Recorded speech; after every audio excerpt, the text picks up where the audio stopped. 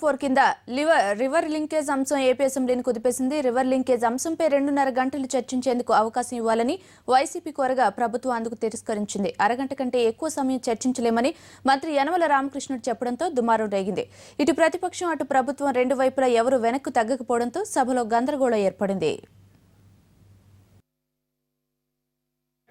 ఈ టాపిక్ ఎంత important topic అంటే దయచేసి మీ తరపు నుంచి ముగ్గురు నలుగురు మాట్లాడతారు, ప్రతిపక్షం నుంచి కేవలం ఒకరికి అవకాశం ఇస్తాం, అంతటితో ఇంకా టాపిక్ మూసేయండి. మొత్తం డిస్కషన్ అర్ధగంట గంట కన్నా ఎక్కువ సాగకూడదు. ఈ రకమైన ధోరణి కరెక్ట్ పద్ధతి కాదు. ఎంత దారుణమైన పరిస్థితి అంటే దాదాపుగా 15 లక్షల ఎకరాల డెల్టా ప్రాంతం దెబ్బతింటుంది.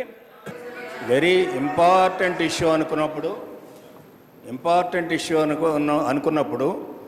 న్యాచురల్గానే ప్రతిపక్షం పట్టుబడుతుంది అధ్యక్ష తీసుకురావాలని. కానీ ఇక్కడ క్వైట్ ఆపోజిట్. మేము గవర్నమెంట్ ఇది డిస్కస్ చేయాలంటే ఉంటే మేము పారిపోతామనేటువంటి రీతిలో వాళ్ళు చెప్పడం అనేది కరెక్ట్ కాదు అధ్యక్ష. మీరు ఇచ్చిన 344ని యాక్సెప్ట్ చేస్తారు, మీతోనే మాట్లాడిస్తారు. మా తరపు నుంచి కేవలం ఒకరు మాట్లాడతారట, టాపిక్ ఎండ్ అట.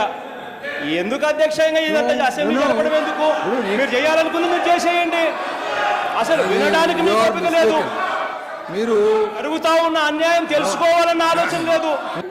344లో ఈ సబ్జెక్టు మీకు ఆ టైం లిమిట్ ప్రకారం వాళ్ళకి ఎంత ఇచ్చారో మీకు అంత ఇస్తున్నారు. మీరు మాట్లాడుకోండి, ఎవరు మాట్లాడడం మీ ఇష్టం. అది రెండోది, ఇంకా ఎలాబొరేట్ డిస్కషన్ కావాలంటే బడ్జెట్ డిస్కషన్ ఉంది, ఆ టైం అంతా దాని మీద మాట్లాడుకోండి. కేవలం అర్ధగంట సేపు మాత్రం టైం కేటాయిస్తామనంటే మాత్రం ఎట్టి పరిస్థితిలో ఒప్పుకునే అవకాశం ఉండదు.